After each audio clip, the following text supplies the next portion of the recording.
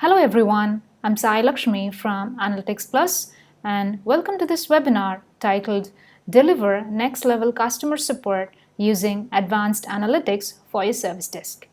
If you have any questions during the course of the webinar, please use the questions panel on the top left corner of your screen to post your questions, and I'll send out the answers by email after this webinar.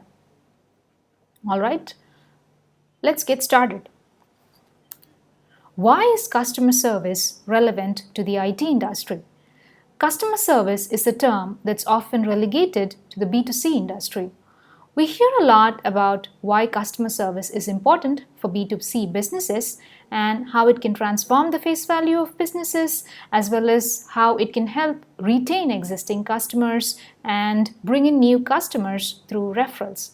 In fact, tech leaders agree that retaining an existing customer and upselling or cross-selling to an existing customer is much more profitable to a business rather than spending extra money on acquiring a new customer.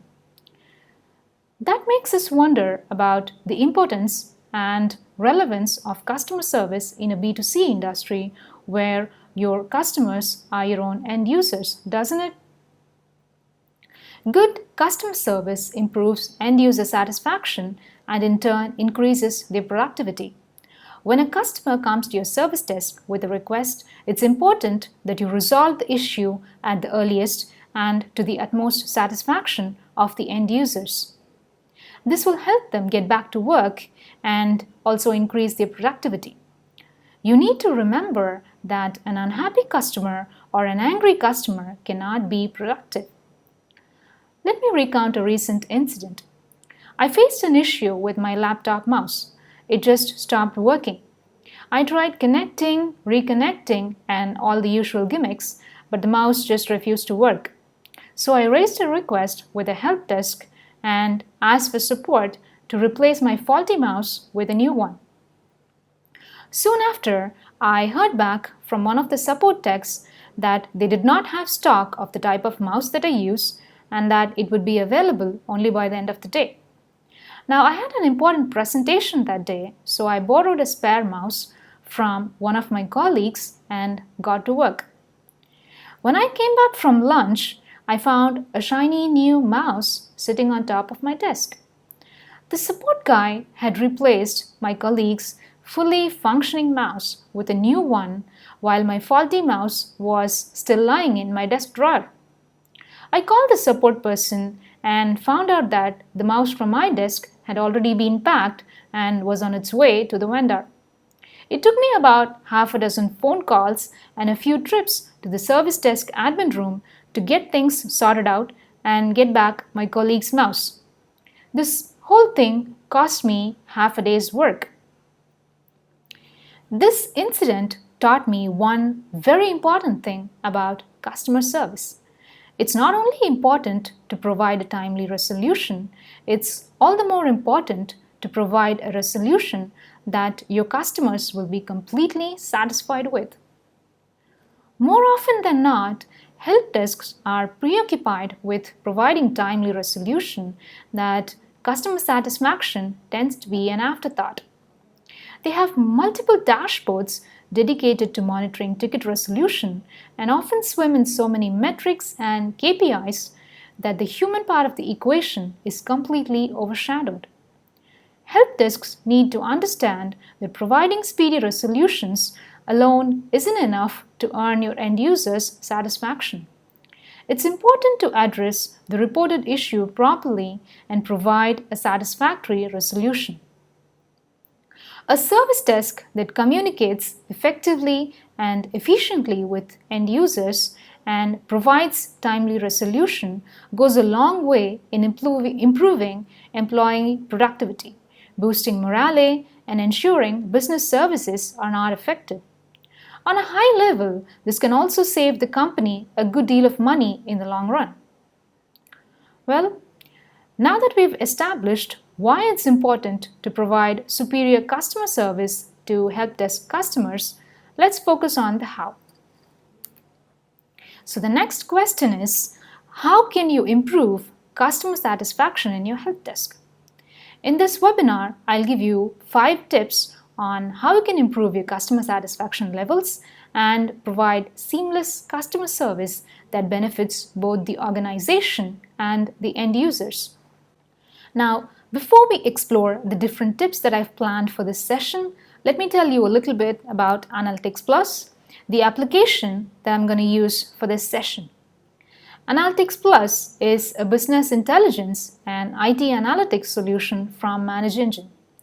Analytics Plus integrates with a range of help desk applications such as ManageEngine Service Desk Plus, Service Desk Plus MSP, Support Center Plus, and a few other infrastructure monitoring and management applications such as Applications Manager, App Manager, and Desktop Central. You can also import data from a variety of cloud and local databases as well as files, feeds, and spreadsheets from your local environments. You can also connect Analytics Plus to other applications via APIs. Setting up the integration with Service Desk Plus is simple and only takes a few minutes. If you're interested in setting up this integration, head over to your Service Desk Plus admin panel and look for the Advanced Analytics option and follow the on-screen instructions. Post-integration, you will see a set of reports and dashboards straight out of the box. Integration with other third-party help desks will involve a few additional steps. Now, let's get back to my 5 tips on how you can improve your customer satisfaction levels. Make it easy for your end users to raise requests. Each time an end user encounters a problem in his IT equipment, that is his laptop or desktop or any other mobile devices, the first thing he does is reach out to your support team via your service request form. Your form acts as the first point of contact between your end users and your support technicians, which is why it's very important that this form is detailed, well organized, and comprehensive. Your form shouldn't be too lengthy that your end users have to spend extra time filling it out. At the same time, it must also have necessary fields for your help desk technician to provide a speedy and satisfactory resolution. Let's take my earlier example. Let's say that I fill out a form requesting a new mouse to replace my faulty one. The support form should collect the necessary information such as the type of mouse I use and the type of computer I use, etc. Unless these fields are available in the request form, the technician handling my request will not be able to proceed. In that case, he'd have to reach out to me and ask for additional information that would take up too much of my time as well as his, further delaying the resolution. A nifty way to figure out if my service request forms have all the necessary fields is to look at the average number of to and fro conversations between your end user and technicians by their category. This will point out the categories where the number of interactions is high. In my case, requests for new hardware seem to have the highest number of interactions. It's at about 7. So based on my report, it's time to have a quick inspection of the type of conversations around new hardware and see if any new information can be added to those request forms to simplify faster request resolution.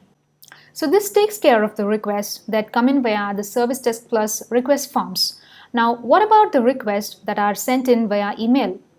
The ultimate goal of the help desk should be to streamline and unify all requests into the support portal, so it's all the more important to get a comprehensive view of the requests raised via email and understand the reasons behind why those users prefer to raise the request via email. It could be due to an emergency. However, under no condition should it be because the support request forms don't capture sufficient information or don't apply to all types of problems. To verify if this is the case, create a keyword cloud report like this one. This will point out the oft-used keywords in email subject lines used by end users to raise a request. I can see that Replace and broken are the often used keywords in my help desk for the past month. Replace has been used about 15 times and broken has been used about 17 times. This indicates that I need to take a closer look at my service request form and check if I have all the fields and forms that could be used to report broken or damaged hardware equipment. The next thing you can do to make sure your help desk is customer-centric is to make the first response count. It's obvious that first response is important and that requests that come into your help desk must be addressed as quickly as possible. But not all requests can be resolved in the first contact. For example, resetting passwords or providing access to employees when they are logged out of their email accounts can be achieved in the first call, but replacing a desktop or any hardware or fixing internet issues may not always be possible to resolve in the first call. In such cases, it's important that you make the first response count. Reach out to end users and let them know that you're working on their issues. Clearly communicate with them about the problem and the likely time frame within which the customer can expect assistance, and the time frame within which you can provide a resolution. And make sure you respond within the time period that you commit to, always. Help desks often place undue importance on resolving requests in the first call that technicians rush to mark request as resolved in first contact without resolving the request fully. This can leave your customers frustrated and angry, and they'd be unable to go about their regular work. Here's how you can keep tabs on your first contact. This is a trend report that shows the number of first call resolutions for the past year. This is a basic report that any help desk might be tracking. Now overlay this report against customer satisfaction the past year and see if there's any correlation. You can see that the customer satisfaction rate has declined rapidly with increase in FCRs. This could mean that your technicians are more interested in getting FCRs than solving customers' problems. In such cases, shifting the focus from FCR to customer satisfaction is just what your help desk needs to do.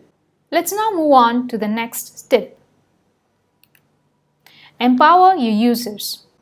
Gartner studies show that 87% of organizations agree that traditional experiences no longer satisfy customers, and 67% customers agree that they'd rather resolve an issue themselves than approach the help desk.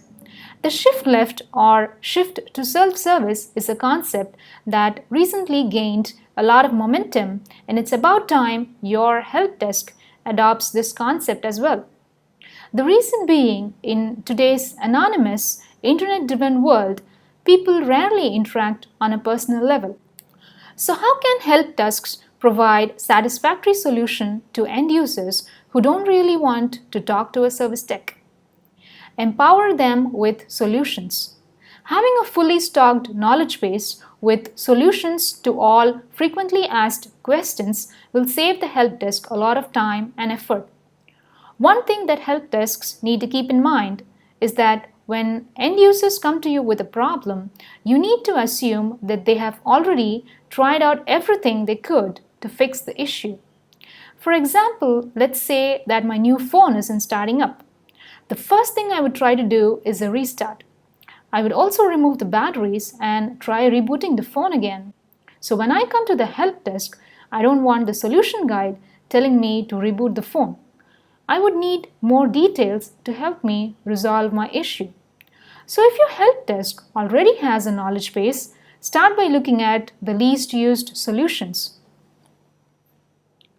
A report like this one can help me identify solutions that are not helping my users. From this report, I can tell you that solutions about printer problems, software upgrades, and routers are not really used by my end users. I can then look up these solutions to try and find out why these solutions aren't used and also take steps to increase their usage. So what about help desks that have a solid knowledge base repository? How do you determine whether the solutions are actually helping your end users resolve their issues themselves? A report like this one can help you estimate the effectiveness of your solutions. The gray line represents the number of requests that have been clocked over in the past year, and the blue line represents the number of requests that were resolved using KB solutions. I can see that on an average, close to 30 requests are resolved each month using knowledge base articles. The higher the number, the more effective are the solutions in my knowledge base. Keeping a knowledge base useful doesn't end with having a higher count of request resolutions using articles. You need to keep the knowledge base updated and look for solutions that are frequently used by end users, technicians, and support groups. Then you can take necessary steps to create more solutions or articles under those popular topics.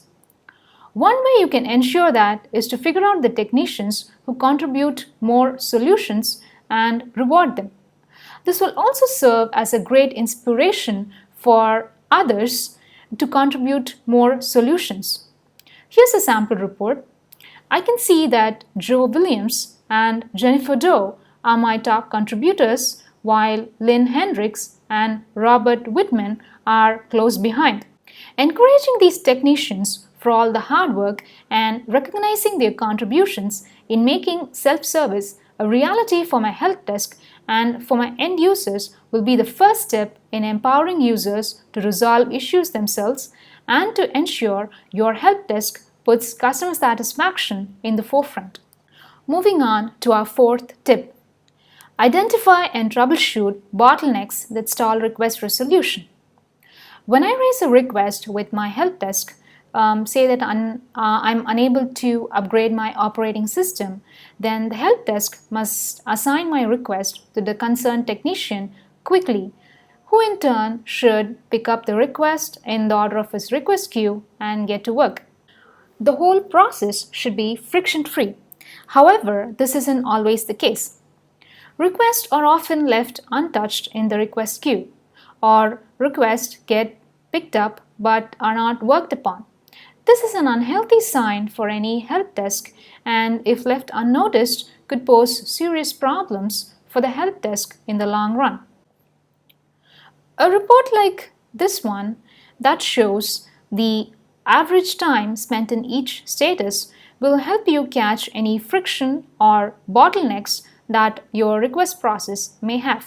According to this report, the average time my requests remain open has increased in the month of March, indicating that my technicians were unable to attend to requests faster in that month. This could be due to a number of reasons, such as increase in request volume, unexpected service outages that triggered an onslaught of requests, or technician unavailability due to unplanned leaves. With the help of this request, you can easily identify the part of your request process that is causing friction in your help desk and drill down to figure out what exactly happened. Another reason that requests are stalled is when technicians put requests on hold because hardware or software assets are not readily available. Let me just focus on on-hold requests. Let's say that the marketing department requires additional licenses to the CRM software. Unless the IT department already has an available license for the CRM software, they may not be able to complete this request. In such cases, technicians will put the request on hold, creating a bottleneck in the request process. This report can help you identify such bottlenecks easily. Just drill down using subject.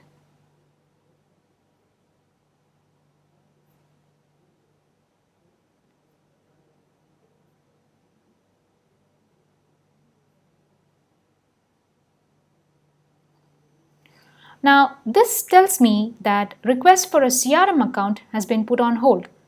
The next step here is for you to secure the required number of licenses for the CRM software based on your IT budget. A good way to keep tabs on the number of status changes is to regularly monitor the number of status changes that transpire for each request. This will indicate any deviation from normal pattern, allowing you to remedy the situation quickly. This report, for example, shows me there are about 3 status changes in January, but soon drop down in the coming months. But once again, in the month of May, the average number of status changes has shot up to 2. A quick inspection into the type of status changes will help me identify the root cause of the problem. So the next plan of action here would be to review the status changes to find out why they occurred and come up with plans to minimize those status changes. Moving on to the last tip of this session, keep your help desk technicians happy. With so much focus on providing great customer service, let's not forget the most important component of the help desk, the technicians who provide the services that can keep your customers and end users happy. Find out how you can make your support technicians happy, because happy technicians make for happy end users. Provide them the right mix of tools, technology, and information so they can deliver their best. Empower them with refresher training and reward them for their hard work. And most importantly, use the right set of metrics to measure their performance. More often, help desks use so many KPIs that the most important aspect of the help desk, that is the people factor, tend to get ignored or pushed back. From the technician's perspective, it can be extremely frustrating to be chastised for productivity while not being recognized for all the good work that they've been doing. Instead, focus on providing seamless, holistic customer service to end users. Here's a dashboard that can help you achieve this.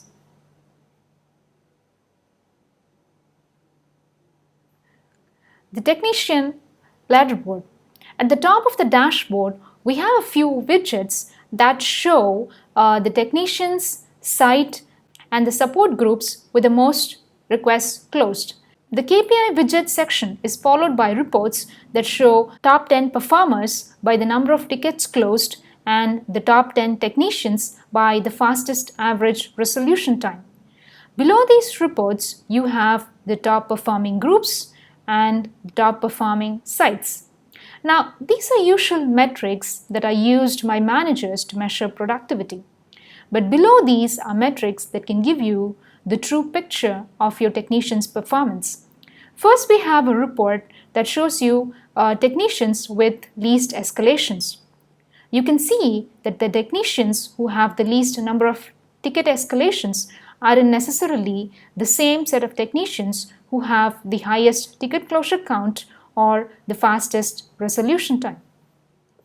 Likewise, observe the technicians who have the least number of request reopens and compare them against those with the highest ticket churn and fastest resolution time. This proves that technicians with maximum ticket closure or faster resolution time don't always provide satisfactory resolution to end users. This is an area that needs to be remedied immediately. While it's practically not possible to have the same set of technicians offer faster resolutions and resolutions with least escalations or reopens, these factors must be considered while evaluating technicians' efficiency. Now, that brings us to the end of the session, so let me quickly wrap up with a short summary. In this session, we've covered reasons why help desks need to shift focus to customers and strive to provide seamless customer service to end users. We also discussed a few tips that can help you achieve these. First, make it easy for customers to avail your services. Make sure your support forms have all the necessary fields and options to capture the information needed for technicians to process requests. And 2, make the first response count. Try to resolve requests in the first call. If you're unable to do so, use the first response to provide information to customers about when the request is likely to be completed. Also, use this as an opportunity to collect additional information needed. And most importantly, always compare first call resolution rates with customer satisfaction levels. Third is empower users with an extensive set of solutions that can help them resolve issues on their own. This will also help cut down the overall workload of your help desk. Fourth, frequently audit request resolution process, identify process bottlenecks, and remove any friction that can delay resolution. And finally, take care of your agents so they can take care of your end users. Provide them the right set of tools, the motivation, and measure their performance using the right set of metrics so that you get a holistic picture of your technician's performance. That brings us to the end of today's webinar. I hope you enjoyed this session.